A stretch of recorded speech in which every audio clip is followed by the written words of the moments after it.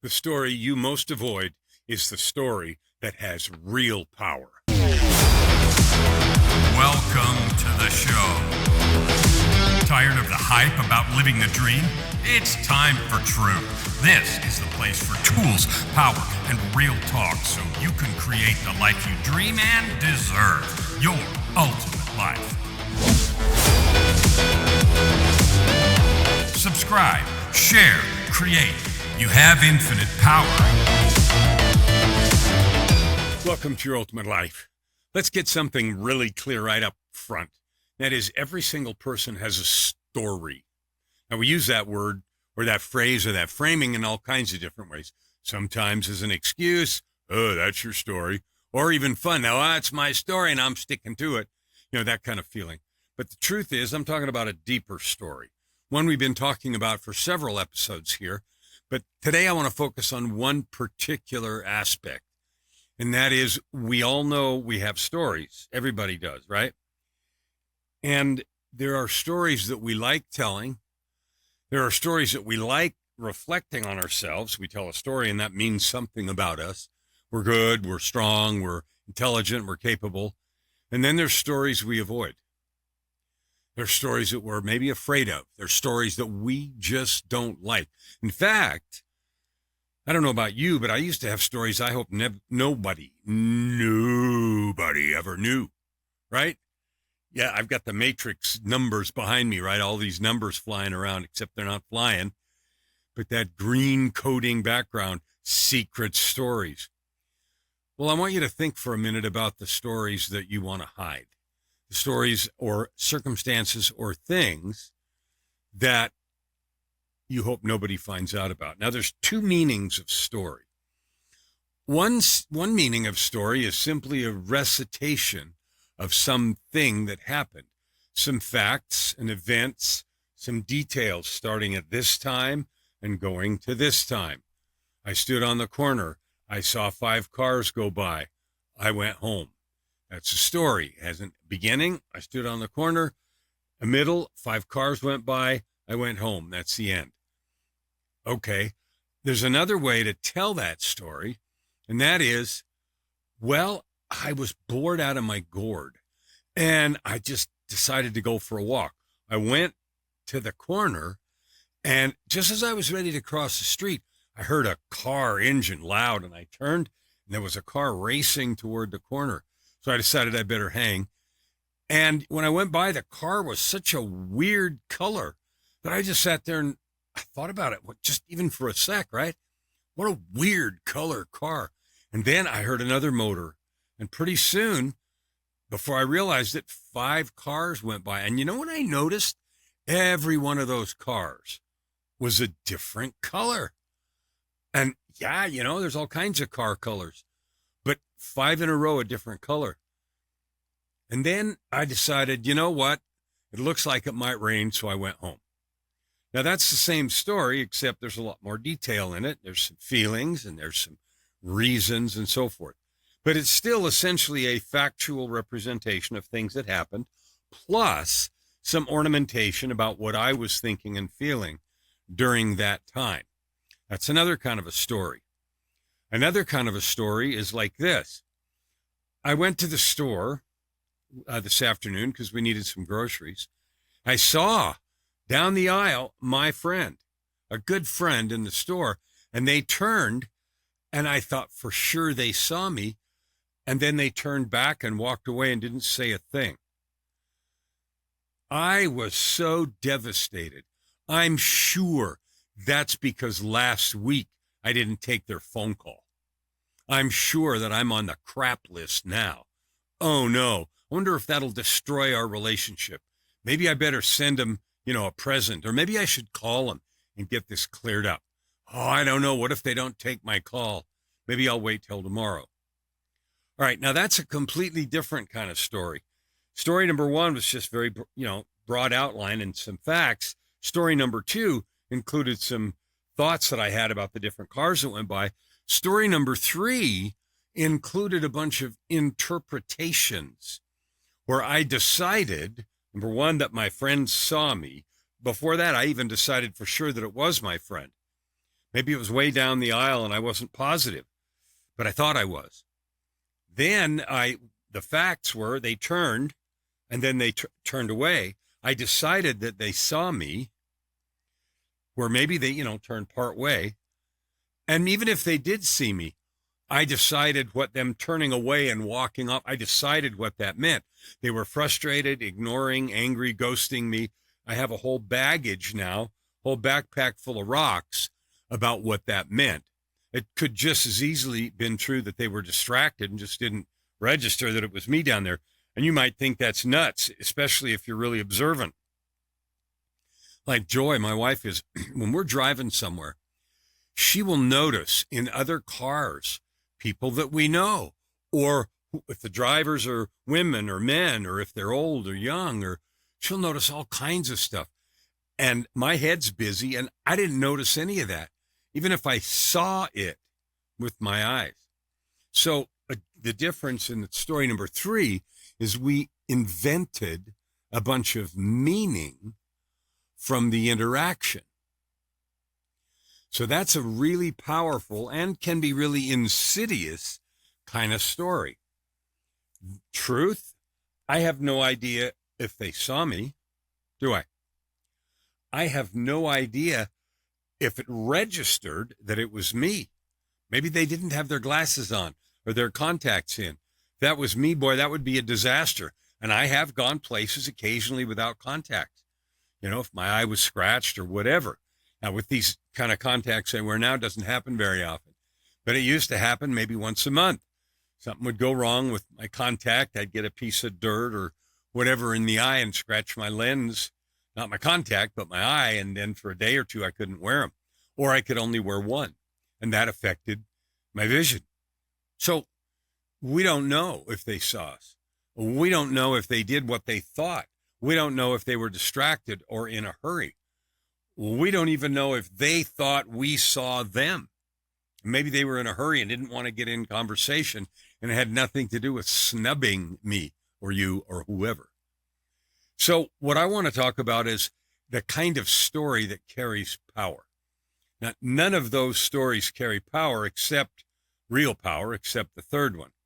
Because if I move forward with all of that made up part, the part that I just sort of colored in is black, gray, I colored in negativity.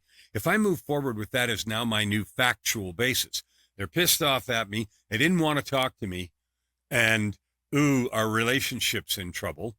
Second thing I did is I blamed it on some event last week that, again, I don't know if that's true or not. So the point is I filled in a lot of stuff. I made up a lot of stuff about what they were thinking, about what it meant, and what it meant about me. So there's 3 or 4 layers of invention there. Those kind of stories carry power, real power. And the longer we let them sit, the more the concrete hardens. So there was a time when, growing up, I frustrated my parents like we all have. And my mom said something my story was, it was very unkind. I said something about mother or mama. We used to call her mama. And she said, "You don't deserve to call me that."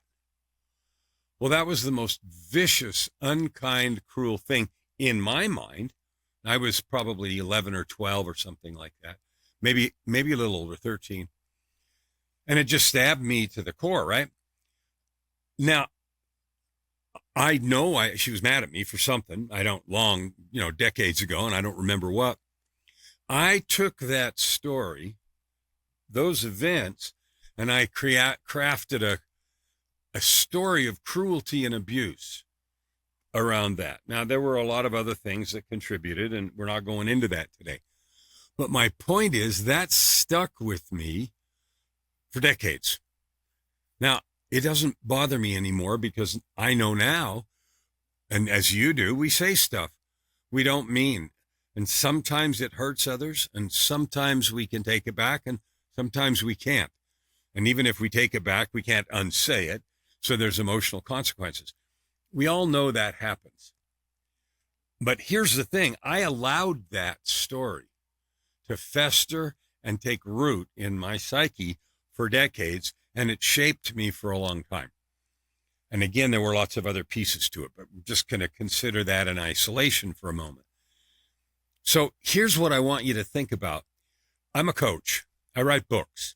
I make music. I sing songs. I write songs that talk about growth and overcoming and forgiveness and all that sort of stuff. And in fact, I've got a concert on the 18th of February. And this episode's going to be out on the 17th. So when you see this, Tuesday the 17th, tomorrow night, I've got a concert. And there's an Eventbrite link. And if you want to know what it is, go to my Facebook page because it'll be all over there. And here's the reason. One of the things I learned in my own healing, I mean, you know the story. I have depression, addictions, and a bunch of other stuff. And what I learned in the process of healing, transformation, growth, and all those beautiful words about personal development is I had to get rid of stories. I had to get rid of stories. Now, I don't have to get rid of the fact that I went to the corner and 5 cars went by. I don't have to get rid of the fact that, in that case, my mom said a thing. What I have to get rid of is the meaning. I have to rewrite that story because the way I heard it is that was cruel. There was no other way to understand it. I didn't make any allowance for whatever I'd done to make her mad. I took it as a permanent death stroke across my value and worth, right?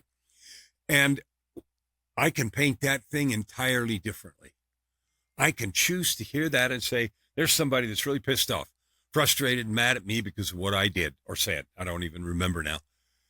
And isn't that interesting? I can't even remember what it was, but boy, I remember the insult or the hurt or the disowning or the pain.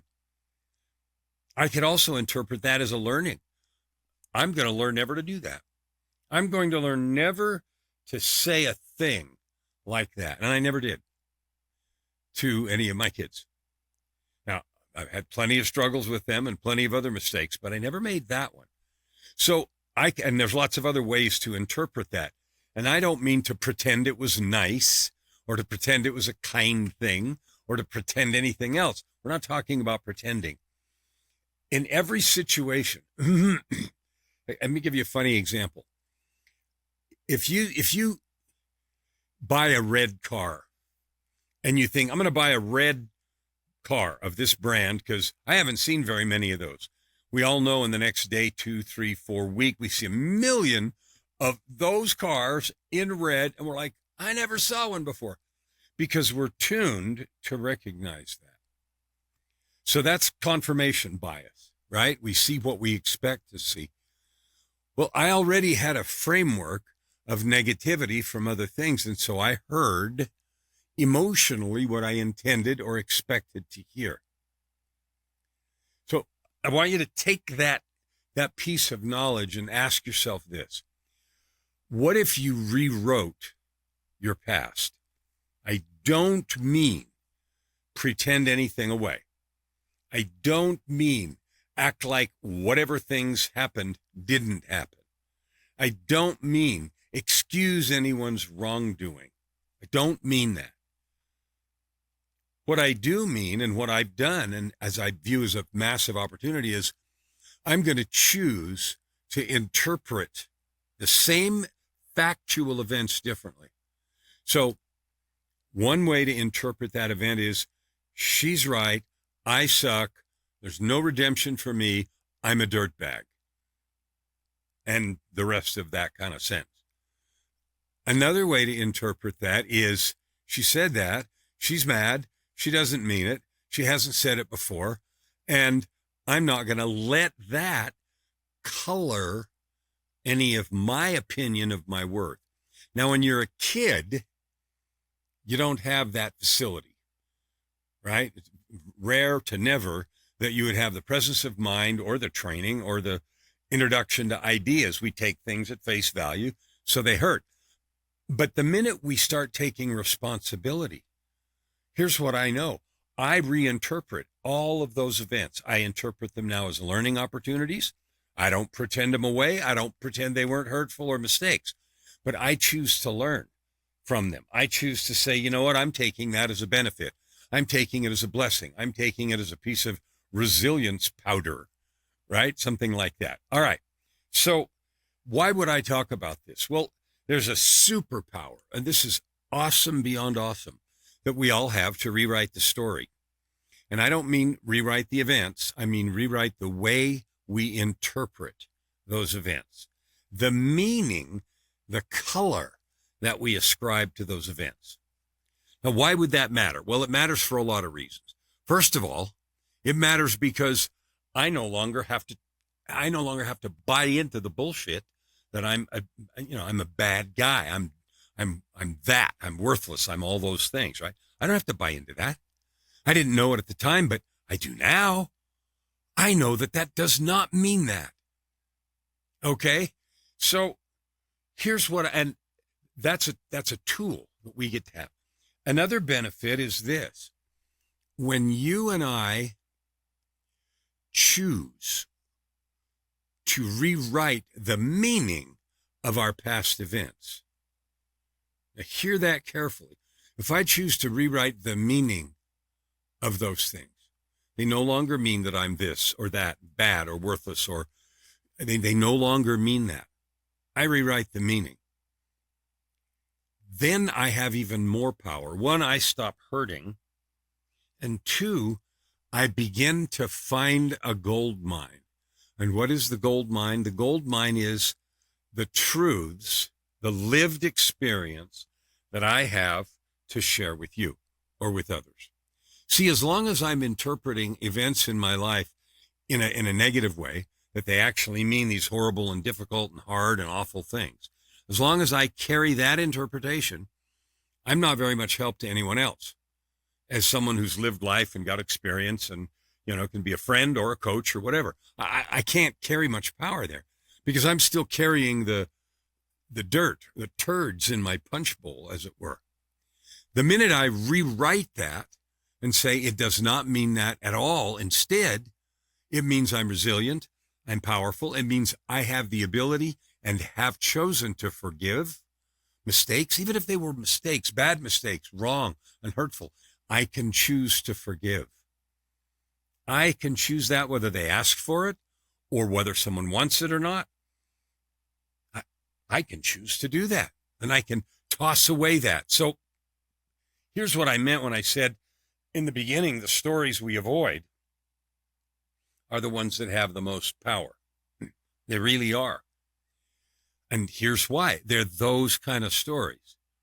And they not only include, now I've used one tiny example of one incident in my life that was done to me, meaning someone else did something, said something in this case. And we talked about how I interpreted it, how I interpret it now, the forgiveness that comes, the love that comes, and that increases my ability to forgive and love and, just accept people where they are and love them enough to give them space to get better. I have all that. Now I want to turn the whole thing around. If I look at mistakes that I've made, stupid or selfish things that I have done, I don't know about you, but those are the ones that hurt me the most. They're the ones that I, sometimes just think I can never get over or never forgive myself, that kind of stuff. I did an interesting YouTube video probably 6 years ago, and it has hundreds of thousands of views. And the name of the video is How to Forgive Yourself When You Hurt Someone You Love. And we still get comments on that regularly and views and so forth. And here's one of the comments I see a lot. I hurt so-and-so, my love, my girlfriend, my husband, my wife, and I can never forgive myself. Okay, I hear you, and I hear you make that declaration. But I have a question. If you or me, if I sit under the weight and pain of never forgiving myself, of saying, I did that thing and forever I'm an unforgivable, useless, worthless dirtbag, or whatever the language might be. Well, then that means people that make mistakes, and sometimes serious ones, are forever destroyed, banished, and cast off. That is not consistent with our divine nature. You and I make mistakes, sometimes serious ones or gross ones or grumpy ones, and we can see that's not something I'd ever do again. Oh, can't believe I did that. And the next sentence comes out of our mouths or out of our thoughts is, what can I do to fix that? Oh, I can't do anything to fix it. Well, most of those kind of things that involve feelings and so forth, you can't ever fix, you can't ever unsay or undo whatever it is, right? I mean, that's not available to us. We haven't learned how to go backwards in time. Saw Richard Feynman episode describing the speed of light and time and so forth. And he said, if you traveled faster than the speed of light, you'd go backwards in time because of the interwoven nature of space-time. Anyway, it's on my mind. But we can't do that. At least we sure as heck don't know how now. Right? But what we can do is three things. Number one, you can fix what you can. Number two, you can change who you are. What I mean by that is obvious. I was a person that did or said such things.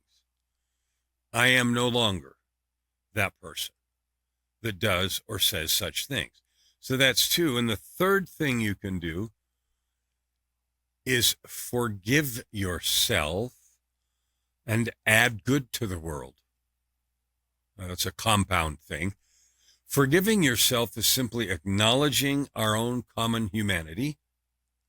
It means literally changing who you are so you don't do those things again. And then add good to the world is just a phrase that I use that means just go do good stuff, right? Become and act and walk through the world as a different person.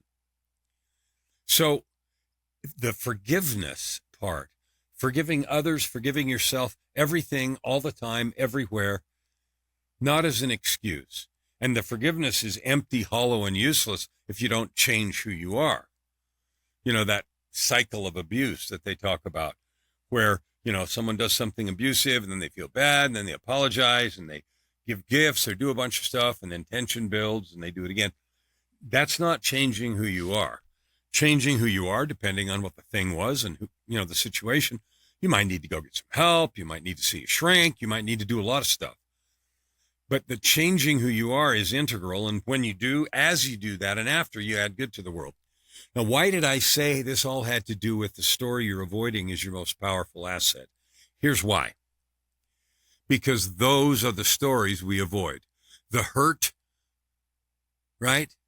The hurt, especially the ones where we can't forgive ourselves. The comments on that video, I can never forgive myself. You're right. If you won't forgive yourself, then you're going to be stuck with that for the rest of your life. Or you could forgive yourself, fix what you can, change who you are, forgive yourself, and then go add good to the world. And then you have two things. You have a light heart, and you have a tool, a set of experiences, a new set of stories that allow you to change the world. All of the books that I've written, I think all of them, nearly all of them, and all the things that I teach come from that process right there. I have made mistakes. Some things have been done to me. I have chosen to learn from them. I have chosen to rewrite the stories. I've chosen to fix what I can, change who I am, and then add good to the world. And here's what happens as a result of that. Every single person, without exception, 100% of the people that I talk to, and not in the grocery line necessarily, but when I get a chance to find out who they are and what they do and everything else, their greatest conviction, and I would say by extension, your greatest conviction, your greatest yearning is to help, to add good to the world, to do good, give back. We say that in all kinds of ways. And the particular area that you are most adept at, that you are the most passionate about comes 100% of the time from your lived experience or from the things that happened to you or that you did. The things that were your disempowering death stories, hide them. I hope nobody ever finds out about this. Transformed into your love stories, your service stories, the power to do amazing stuff. Every person that I've helped write a book writes about those transformations. And they're not just changing behavior, although that's critical. There's also a change of heart. One of the reasons that's true is vulnerability. When we share our mistakes and our efforts at recovering or growing or improving, it is deeply powerful. We're able to connect with people because no matter what we think, we're not alone. Somebody else or some zillion buddies else have made the same mistakes or similar and have felt alone, wanting to hide, not be, vulnerable or found out. And all those who make the effort to fix what you can, change who you are, and add good to the world, we all, including you, have this gigantic yearning to do good stuff. I had a friend who gave a talk and he handed out T-shirts, do good stuff. I love that. So when you think about your life and the things you are most scared of, I would invite you to consider telling the stories that you're afraid people will know. I invite you to look through the events of your life and create the arc of your growth. A-R-C, not A-R-K, not Noah's Ark. Create the arc of your growth. What I tell you right now, you listening, the greatest power, the greatest gift you have is the story of your own becoming. Because as you are right now, you're somewhere on the growth path. You're somewhere trying to be a better person. Not because you have to decide that you used to be bad. Maybe that was true. There were certainly a lot of that in my life. But you have decided on your own, I don't want to be that anymore. I don't want to face life as that person who thinks that way, decides that way, who's a victim of past circumstance, or who's hiding in terror and shame because of mistakes that you made or I made. Instead, I'm going to do the work, make the changes, get coached, get help, do whatever it is so that I become someone more substantive, someone more loving, someone more kind, because you can, not because someone made me or made you. That journey, that story of growth, that is your power. That is your gold mine. That is your pure nuggets of gold. And there's a really simple reason, okay? When you talk, or I talk about something, if it comes from our lived experience, it has a certain energy because you know that it's true. You know that you felt this or that, and you went through a given experience, and that gives your narration a particular credibility. If, on the other hand, you or I, we talk about something, that thing, something we saw, something we learned, it may still be true, but it doesn't carry the same motivating power. It doesn't carry the same connecting power. It doesn't carry the same invitation to be in this human experience with someone else. So the story of your development, I call it your developmental story, but the story of how you got where you are, what you did or didn't do, what you've been through, what choices you've made, and how you've grown, that's your power. And what I've discovered in documenting my own story and helping many others do the same is the most precious and lucrative, cash generating and powerful way to do that is to write the book. Write the book of you, the book of George or John or Sarah or Jane, right? The book of Lisa, the book of Abby. the book of your name. And that book isn't a memoir and isn't whining, but it is the story, your hero's journey, the story of your walk through life as you discovered who you want to be and who you claim to be.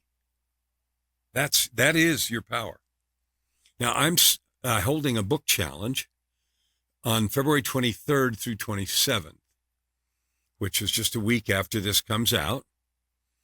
And like the several episodes before, I invite you to think about this, because if you want to make a difference in the world, and we all do want to make a difference for good, there's lots of ways we can do it. We can donate to the Salvation Army, right? We can go volunteer in a soup kitchen, or we can help in our church, or, we can do lots of those kinds of things, and they do add good to the world. And some are more valuable than others. Some are more powerful and affect more people than others. Some affect people more powerfully than other things. So you might say to yourself, what is the most powerful thing that I can do? How can I do the most good? Well, power doesn't come from what happened, whether someone did that or to you, or you did something to someone else.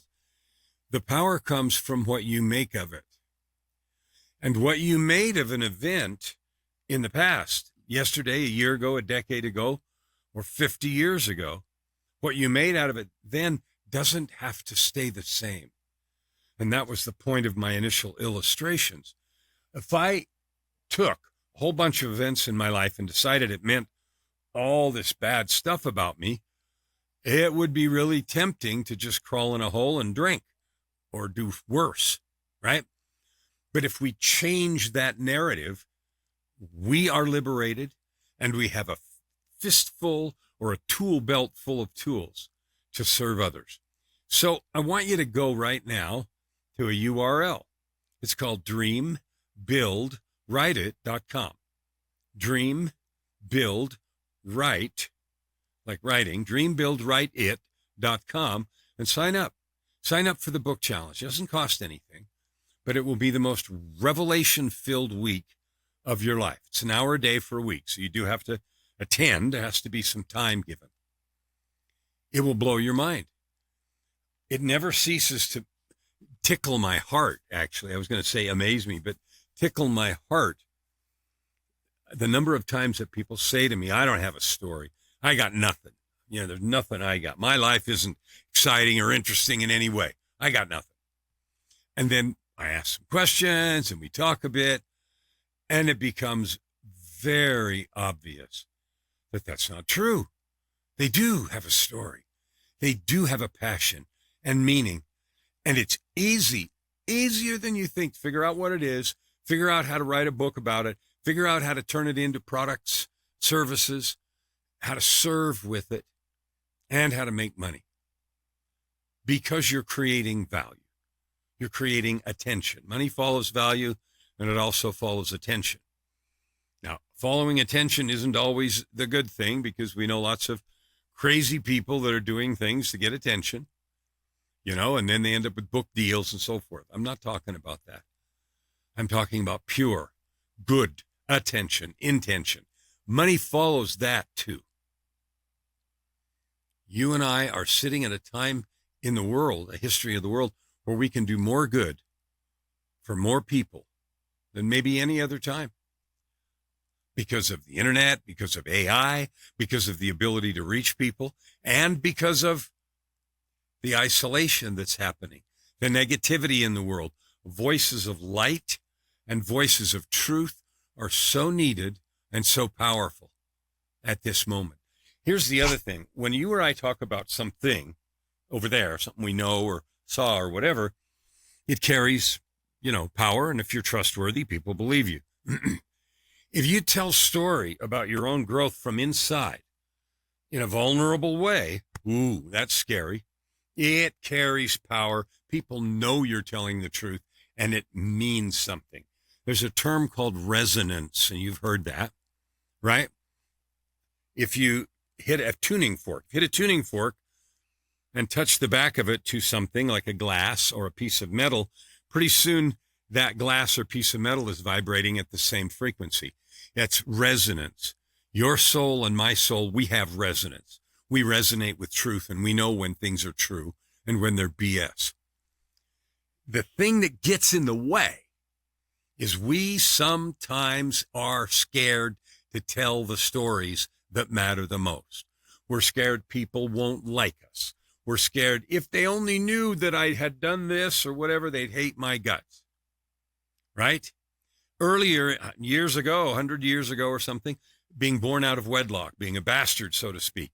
If people knew that about you, ooh, that was terrible.